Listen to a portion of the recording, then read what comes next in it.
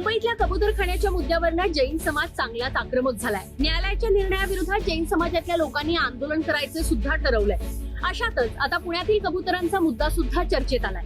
पुण्यातील कबुतरांना खाद्य टाकण्याबाबतची पुणे महापालिकेची बंदी आता थेट न्यायालयामध्ये पोहोचली आहे। 2023 साली पुणे महानगरपालिकेनं पुणे शहरातल्या 20 प्रमुख ठिकाणी कबुतरांना सार्वजनिक ठिकाणी खाद्य टाकण्यास संपूर्णपणे बंदी घातली होती। असा निर्णय घेतला होता आणि या निर्णयामागचं प्रमुख कारण होतं ते म्हणजे कबुतरांची वाढती संख्या आणि त्यांच्या विष्ठेमुळे जे आरोग्यावर दुष्परिणाम होतात किंवा ऐतिहासिक वास्तूंचं जे नुकसान होतं अशी अनेक कारणं होती। आणि या नियमांचं जर उल्लंघन केलं तर 500 रुपयांचा दंड सुद्धा आकारला जाणार होता। मी डॉक्टर कल्याण गंगवाल गेले 50 वर्ष फिजिशियन म्हणून मी पुण्यात पूना हॉस्पिटल आणि केईएम मध्ये कार्यरत आहे। सध्या कबुतरांचा प्रश्न हा ऐरणीवर आलेला आहे।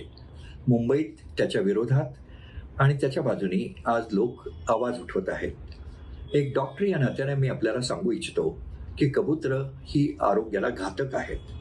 त्यांना दाणा देणं, त्यांना फीड करणं हे जरी मानवतेचं कार्य असलं तरी मानवी आरोग्याला कबूतर ही घातक यामुळे आहेत की त्यांची विष्ठा, त्यांच्या पंखातून येणारे अँटीजन्स आणि त्यांच्या मूत्र आणि विष्ठेमध्ये जे जंतू असतात त्यामुळे मानवी आरोग्याला धोका होतो हे आता विज्ञानानं सिद्ध केलेलं आहे।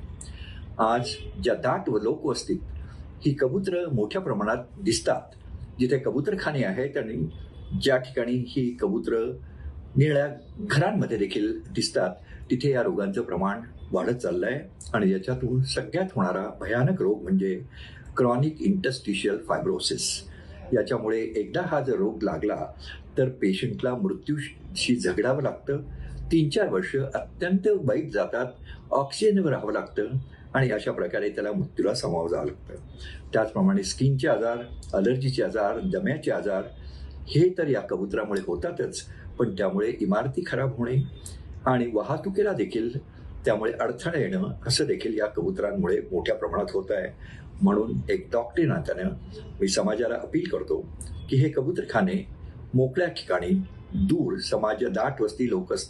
दाट लोकवस्ती असलेल्या भागांपासून हे दूर असावेत। आपण जीवदयेचं काम करावं।